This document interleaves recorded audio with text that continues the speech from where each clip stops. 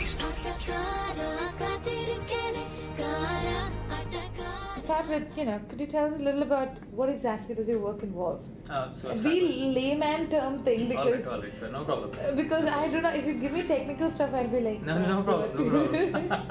No problem. I'm not a very technical person. I'm more into product management. So if you want to get more technical, I'll get the programmers so they can get. That will be later, and then I'll be like again and again, like please say that again. You'll be sitting like, okay. and then. Yeah, I'm quite sure that's gonna happen to me in a bit.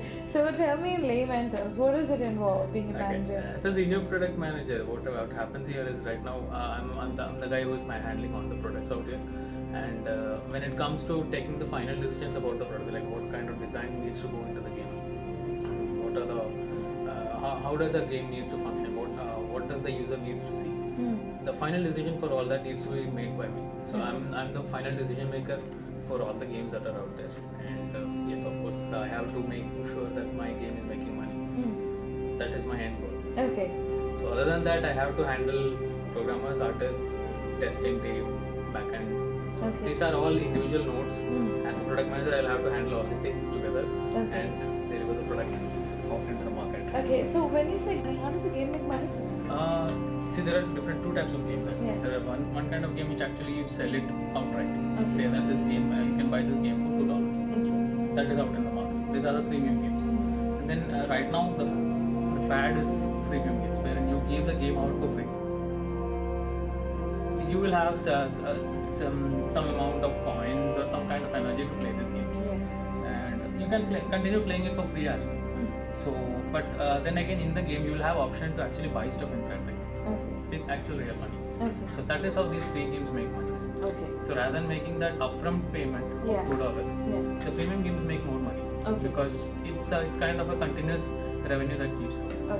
So your games are... we are all freemium games. No premium games out here. So Rubyson completely works on freemium games where we give out the game for free and then we make money inside the game. So once a game has been launched and people start using it, what kind of a work is involved then? That is then our major work stuff, because this is what we think of. Like initially we think these are the things that the user likes, and we give the game out into the market, and then we'll have to really look at the customer complaints or the issues that they come. They might be saying, it would have been much better if it wasn't this way. So we will have to actually take in all these things. And when the next update, when we are rolling out the next update into the game, we make sure that these issues are all resolved and going out into the market. It's the analytics is mainly used for like I can tell you as in a layman terms. I'll tell you that I see that a person is coming to play my game today. Then we will be constantly tracking every single user who is coming into our game, and we see that 2 days after that the person is not coming back into the game, and we see a drop of people actually dropping after 2 to 3 days. Then we will have to analyze it. What is the reason why people are actually dropping from my game after 2 days? Could be because there is not much content in the game for which the player needs to come back and play the game, or it could be because there is no pull-in factor, because the player has to come think about that game and come back, because there will be hundreds of thousands of games out. So it need not be that it is my game that the player has to come back. So there should be that pull-in factor that how my game need to have for these players to come back. So these are the things that we handle in analytics. We know that when things are going well and when it's going down, we know that and we have to manage accordingly. That's pretty tough, isn't it? If you look at it, it's pretty tough. So, I mean, how much of it is completely numbers and how much of it is instinct that comes from experience? Analytics is 95% numbers. That's 5% you make decisions according to those numbers. And so it's not always like this decision is not going to be correct, kind of. So we'll have to do some kind of A/B testing. For some of the people, we'll give some kind of experience, and for 50% of people, we'll see another kind of experience, and we'll see we'll balance among them who is giving us. Player. My gaming journey started actually 10 years back. So I did my I did my degree in computer science, and then after that I was into gaming from a childhood. So I didn't know actually this is, as you started, I was like, this is my story. I didn't know what to do. I was like, I want to get into games, but I don't know what to do. So then I heard about this course in Delhi actually, MS in animation and gaming. So anyway, the course was not really that great or anything, but it just gave me good exposure. Till then I was in Kerala, so I went out, I had exposure meeting people and talking to the and it was a good course. It was 1.5 years. After that, I got a job offer from India Games, which is now taken over by Disney. Okay. So I joined there as a tester. I started with the testing department first. I worked there for 2.5 years, and then I moved into Electronic Arts Games, Hyderabad. Okay. I was there for 6 years. Okay. Then I moved into project lead, project manager level. Okay. Then after that, it Ruby 7. I started the journey is actually zigzag. It entirely depends upon a person what he wants to do. So if a person comes in as a tester, I have seen people coming in as testers and moving on to become game designers, moving on to become artists, moving on to become programmers. So it's entirely up to them how they want to. Testing is actually a really good first step for people to, if they want to actually get into game and they're not sure what they want to do in the game. So there are kids who might not be sure, like they might not actually crack the programming tests in the first go. They can take testing as their first go. Get into testing, know more about the company as such, then gaming as such.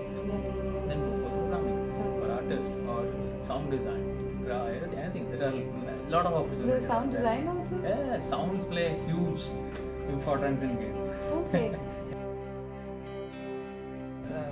If you're playing a game, every single thing, if there's a button click, that sound needs to be designed. So we can't just take it out of the web and put it inside. So this needs to be made.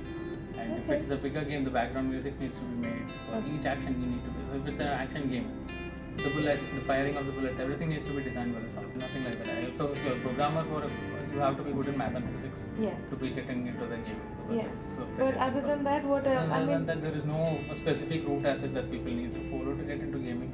Yeah. And right now with internet available, I think earlier times we didn't have that much resources available for programmers. So it was pretty tough for programmers actually. But right now, it's very easy with internet on your fingertips. It's very easy for people to learn stuff and how is it difficult to get a job in this gaming industry? Yeah. Not really difficult, but yeah, you need to have actually good talent. Okay, talent at what? If you're a programmer, you need to be a good talented programmer to be getting into. If you're a regular programmer, it will be difficult for you to actually crack the logics. Other than programming also? Artist. The artist also, you need to have that artistic flair for the games. There are people who will be having artistic flair for other kind of things. They're like the web designing or the other kind of thing. There will be different kind of flair. The people who plays games and who have an artistic flair, they will have an obviously advantage over the other people in game. Okay. Because they will know when a game designer or the programmer or they are talking about the kind of game that they want to make, the artist will be imagining already, okay, this is the kind of level that I want to design. People management skills. Because the kind of artists are a different kind of people. They are very sensitive. They need to be nurtured and they need to be taken care of. Programmers are a different. Most of them doesn't like to work in the mornings. Most of them are like night owls kind of. So it's after 4 o'clock or 5 o'clock the skills start. Okay, so yeah, people management is a big thing for if you want to get into management. Then of course you need to be disciplined. You need to know and because the timelines are all being managed by the management. So if you're not disciplined and if you don't know, if you are not getting your team to actually meet those deadlines. You said you're a gamer. If that has been an advantage, is that? Yes. It has been a fair advantage over a lot of people actually. It helps actually. Okay. So Being a gamer, you have that. What do you call that? You have that something inside you which tells you that this is what I want to do. And this is how your product will work. Yeah. So when a game comes out, I know that I have seen 5 other games like this, and there is this single game which looks far better than mine. So I need to make my game better than this game. Okay. So playing games is part of your job? Yes, every day, every single day. So I need to look at the market, like what are the kind of games that are being out in the market, and how can my game be better than those. So other than playing games, what are the other places where you get to know more about the gaming industry? There are a lot of forums and good sites like gamesindustry.biz, Kama Sutra. These are all really nice sites where people can get good articles done by the leaders of the gaming industry. And all the updates about the gaming, IGN.com, you get all the new updates about the gaming industry.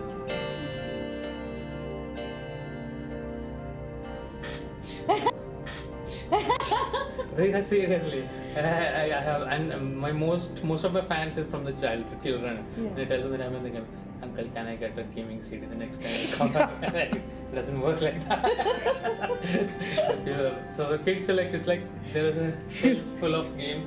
So you just go there and take it out and give it to them. It's a kind of thing that they have. And among elders, what do they say? It's difficult to make them understand what I do. I'm in the gaming industry. Okay, so what do you do? I'm like, okay, let it be. I'll just say that I'm in IT. My mom still doesn't know what I do at work. If I have, there's a 10 people gathering, and if somebody is telling that this guy is working in the gaming industry, obviously I became the automatic center of attraction. Nice, very nice. Oh, that's good. It's a booming industry in India. So there are a lot of startups, a lot of small companies coming in across India, Bangalore, Pune, even Cochin. There are small companies that in Bangalore, Pune, Jaipur, Delhi, everywhere. There are small companies. There are people who are setting it up small, trying to work it out. So gaming is really going to change. So I mean, there's like places to. It's not like a few companies. Lot of places to go. Okay, and there are these big players and there are these medium and small players there also. And is there a lot of interest from outside companies in the Indian gaming? Yeah, because until even I can say that until this year, India is never considered a place where people actually make money. India is known for its piracy, so games doesn't make money. But things have started changing in the last year or now. There are games actually which is actually making money from Indian audience. So there is quite a lot of foreign interest in Indian companies and Indian audience as such. They want to make games for the Indian people to see how they can make money. I think even as a kid you will have some kind of skill that you could be an artist or you might be good with programming. Not as in really small kids. When I'm saying about 10, 12, by that time you would have at least have an idea about like what you are good at. Like what? I mean, we're talking beyond academics. What are you talking about when you say good at? If you're an artist, obviously your artist skills is something which you are good at. You know that you have good artistic skills. And then you're a gamer. You're a gamer and then you're an artist. Obviously, you know that the next thing is very simple for you, that you need to start working towards getting into an artist person. I mean, what is it? That interest in gaming is the one and only thing? That is the starting point. That is that igniting thing which we need actually. There is actually, if you see, there are people, even in this company, when you see that there are people who play games and people who don't play games. When I talk to programmers who know, who plays games, it's very easy for me to make them do stuff. If I have to tell a feature to them, I tell them that I want this feature implemented in the game. I might take half an hour to get that done from them. To another person who doesn't play game, it's far more difficult for me to get that idea through to him and for him to understand it, to implement it properly and get it. To me, it is. Who would have thought? Who would have thought that playing games is... He plays games. And hence we should hire him. And hence I used to get scolding all the time from my mom and dad. Do you get to say, I told? Yeah, I told you so. I still do. Even after 10 years, I still do. Absolutely have to. I think internet has played a really good part in that. 10 years back, the kind of internet or the kind of internet reach that we had is different from what we have right now. And kids are like far more brilliant than what they were 10 years back. I'm sure 10 years back I was like, I look at 20-year-olds and I'm like, what? Like, what are they talking about? 20 years or 10 years ago, I was like, what am I talking? I used to think about movies and the next movie, what should I be thinking? Watching and what is the next book I will be reading. That's all I used to think about. I never used to know like stuff like what 20-year-old kids talk about their life. Okay, good. So it's good for them. So internet has helped them. The thing is, they still, this is going to be helpful because they never get to know where exactly is the horse's mouth for the right information. So hoping that, once we put this up, kids will get a little bit of a... I hope so too. I hope to see more brilliant minds out there getting into gaming rather than going into the 9-to-5 jobs that you find. How long is your job? It doesn't have any timing. So it depends upon...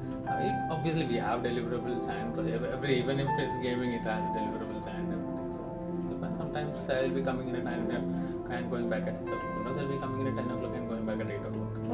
Sometimes I'll be coming in at afternoon and I'll be going in the morning at midnight. It depends. Okay, that's basically, and then you have your own teams to handle who have different working hours. So even after going home, so being a product manager of this, even after going home, I'll have to keep in touch with the team. Shawty's like a melody. So playing games is part of your job? Yes, every day, every single day. The artist also, you need to have that artistic flair for the games. There are people who will be having artistic flair for other kind of things. Actually, this is, as you started, I was like, this is my story. I didn't know what to do. I was like, I want to get into games, but I don't know what to do. With your friends, I was scared to approach her. Do you play any kind of games on mobile? Candy Crush? Anything? Nothing at all. Oh man, that's... Okay. So basically this is something which you will be showcasing to the students. Yes. Like something of a poster. Is a damn they say. Is a gun to my holster. She's running through my mind all day. Hey, Shawty's like a melody in my head that I can't keep out. Got me singing like